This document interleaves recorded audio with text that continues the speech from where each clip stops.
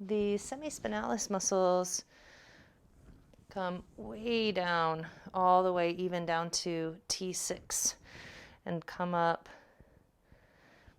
and really continuous, like semispinalis cervicis attaches into the cervical vertebra. Semispinalis capitis comes from there and attaches up into the head. And really, these muscles are delineated by their attachment areas, but really it's a little iffy if they're two different muscles. They really are, the capitis is really just a continuation of some of the threads of the cervicis. But these muscles span this really long expanse from middle thorax all the way up to the base of the skull. And I find the best way, really, when I'm wanting to treat the back of the neck in any way, if I'm treating splenius muscles up here, if I want to get into multifidi, rotatoris, there's stacks, layers, multifidi, rotatoris, semispinalis, splenius, all these muscles are laying in the back here. So I find the best way is really to just walk a grid. And you start all the way up on the skull, because semispinalis capitis attaches on the skull above the occipital ridge. And it's kind of that, what makes that, it's like that flat base of the skull. So we're going to, here's the top of the spine. We start to ride up onto that occipital ridge. We're going to come lateral, and we're right here on the back of the head, right on the base of the skull there, and we're up a little bit. If I come down, here's where I hit what makes it the ridge, the occipital ridge. Just above that, I'm going to just kind of put my thumb in there. Some folks have really tender spots. This is going to be tender, especially if someone has forward head posture, especially if someone wears a lot of ponytails. Their occipitalis and this semispinalis area are going to be pulled just because of the pull of the hair on that connective tissue. And, it just can feel so good to have that base of the skull rub, but you'll feel a little flat area, and that's where that semispinalis attaches into, where you can find a point on semispinalis. And then we just walk down. And so again, now as we come off the occipital ridge and we sink straight down, making our grid, are we in suboccipitals? Are we in multifidus? Rotatoris? If your client has a tender spot in here, how do you know what layer of tissue you're in? Is it even trapezius? It could be. All right, so the best way is just to go down. I find the spine in the center, come off. I feel those thick ropes of those semispinalis muscles. I straighten up my body, and I sink straight down, and I can just walk down either side of the spine in those thick ropes right next to the spine. And then I can come back up to the base of the skull and walk down the transverse processes of the spine. I just felt her muscle get soft right there. So I'm going to pull that thumb out nice and slowly. And all I'm doing is walking down the spine. I start on the skull, go down right below. Next landing is kind of right in the middle. There's always a tender spot there pretty much. Then I want to come down around C7, right? C7 is that cervical vertebra spinous process that you can feel. And so I want to come right next to C7, and I want to come just off that. And now remember, I want my angle to be 90 degrees to the tissue because the body curves here. If I go this and I go straight down to the floor, I'm just going to slide right off. I can't go straight down to the floor there. I need to turn my body an angle so that I'm 90 degrees to the tissue. I find that bony nub of C7, there it is. I can feel it real easy. C6, I can't feel. So my palpation right here, nice soft, flat thumb. I don't want to dig around in there. That wouldn't feel good. She won't come back.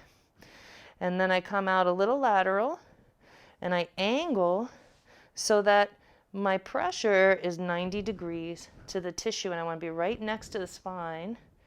And then I just get my body behind that and I sink in. And I'm going to trust that Jennifer's going to let me know if anything I do feels too much. She'll say less right away, and then I can back off my pressure.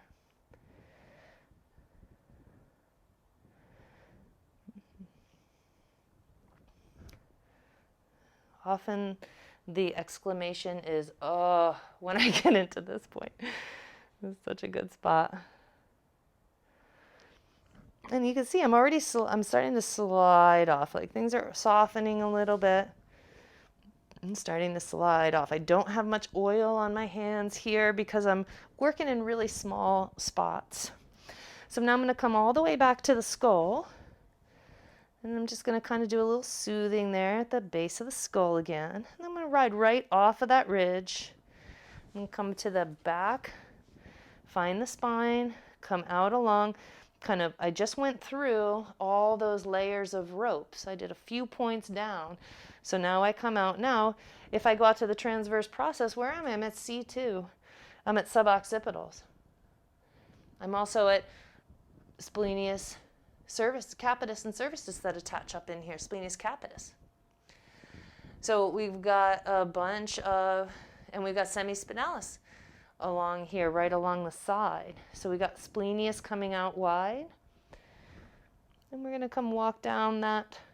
I'm going to go to around that middle section. I angle in. I'm just kind of looking for, that's the spot for you. The spot she could use a little attention. I'm going to shift the angle of my thumb.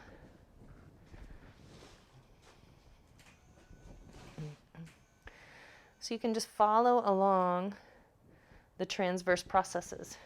Move off those bundles, slide in, press to the posterior transverse process.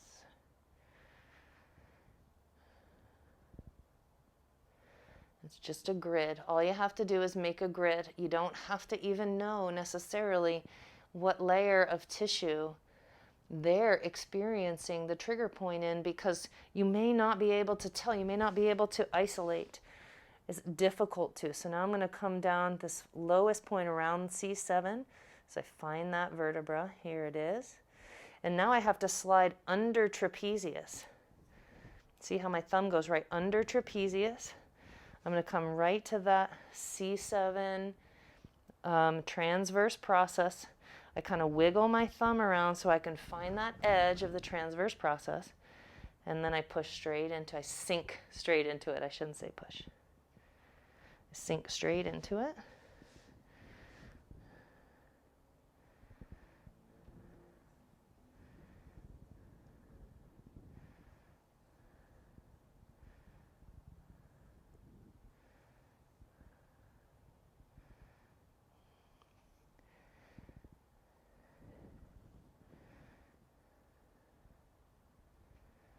And what do we have going on back here? We also might have little posterior scalenes that we're getting involved with there. So you're going to cover a lot of territory quite skillfully and easily if you just make that grid and try to take the pressure off of yourself as far as knowing which layer of tissue, because you just may not be able to know which layer of tissue is really the one that they're struggling with. I can still feel her levator needs some attention. I'm so excited to work on that for her in a little bit.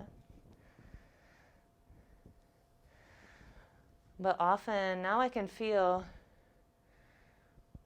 the left side of her neck so smooth, so much less chunky, that whole left side of the neck.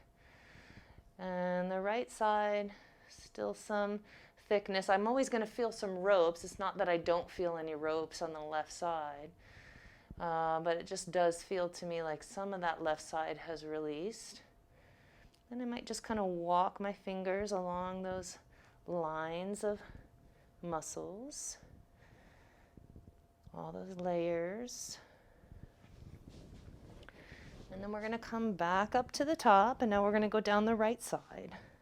Always do that nice soothing in between, especially these points are like deep, specific, often very tender points. So take your time to do some soothing. Your client will really appreciate that, and it will help them to not feel really sore. Will alleviate some of that potential for soreness if you do that nice soothing. So now here we are. We rise up off the occipital ridge into that flat portion at the base of the skull. And you might just dig your fingers a little bit in there, do a little scrub on the back of the neck. That usually feels really good. Excuse me, back of the skull. Until you can find, like, is there a spot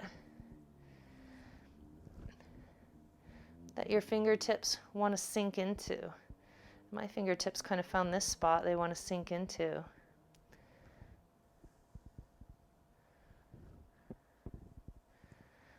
Semispinalis capitis attaching up at the back of the skull.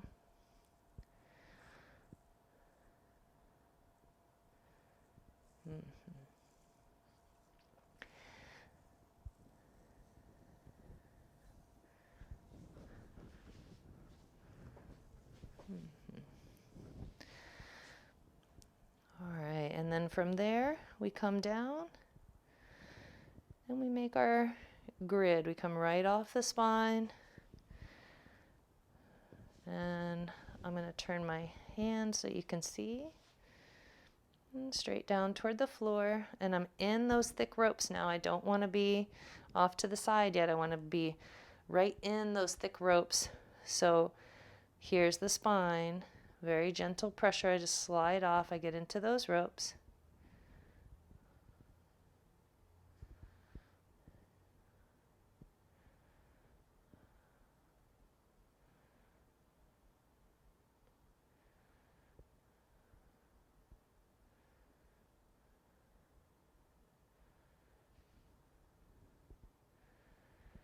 Remember, each of these points can be held at least 7 seconds. That's the Bonnie Pruden method, 7 seconds, all the way up to about 1.5 minutes. So you can just work with their breath, practicing lots of patience. Trigger point therapy requires patience. And we're just going to keep walking down, spine in the center, right off the spine into those long ropes. I want to trap that rope down to the floor.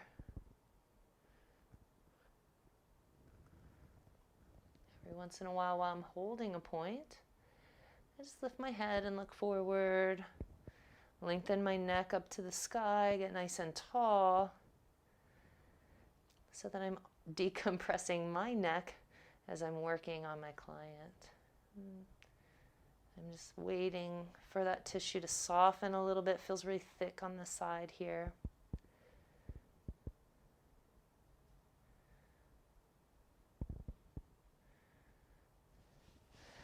And then I'm going to come down. Now I want to find that C7. Here's that thickness of C7. And I'm going to come right off of that. It's a thicker area there, thicker bone there. And I'm going to sink down. But remember, I'm sinking into the body. I want to make sure that I've got that 90-degree angle to the tissue. So some of my pressure is down toward the floor, but then it's kind of in toward her feet. And you can always ask, you can play with different angles. If I come up like this, does this get it more? If I come down, does that get it more? And ask, because of the following the curves of the body. Great, and then we soothe.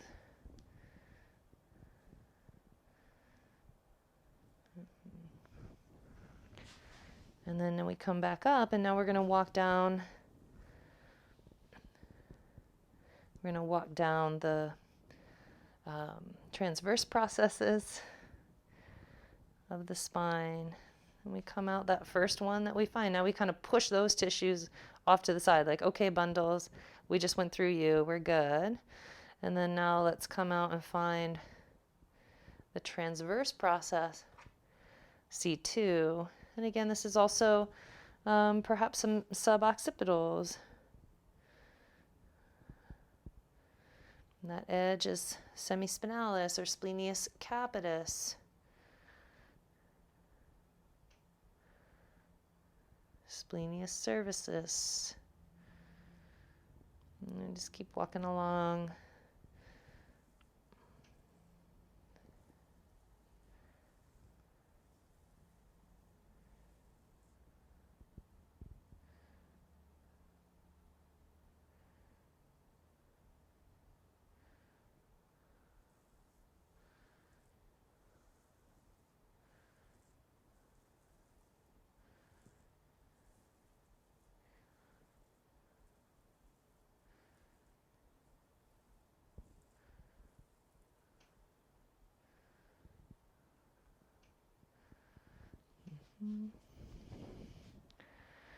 And as I get lower,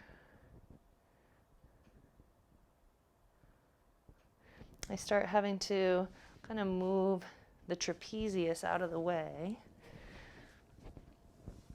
So I might bring my body down on one knee. Sometimes I demonstrated on this side, sliding under with my thumb. But you could also use your fingertips, and you could slide under with the fingertips.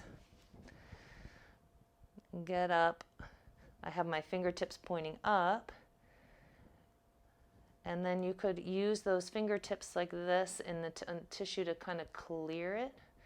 I'm demonstrating with my right hand what my left hand is doing, but it's hidden by the trapezius. And I can feel, oh yeah, it's really kind of thick and jumbly in this area. So when I want to apply my pressure now, all I have to do is lift my wrist, and it's going to drive my fingertips into that space. So if I drop the wrist, fingertips point up, and then as I lift the wrist, fingertips point down and start to put pressure in that area. And I'm kind of following out along to that transverse process in C7. I'm also laying on her levator scapula. I can feel that tissue deep to my fingers here. And so many layers of tissue right in this area.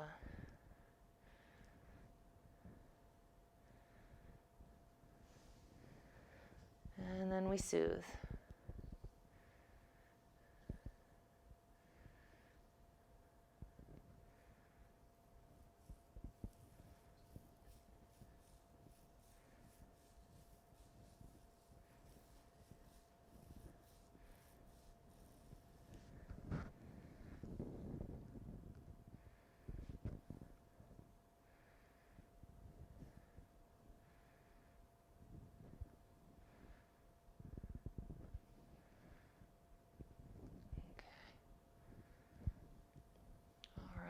And that is treating the posterior cervicals.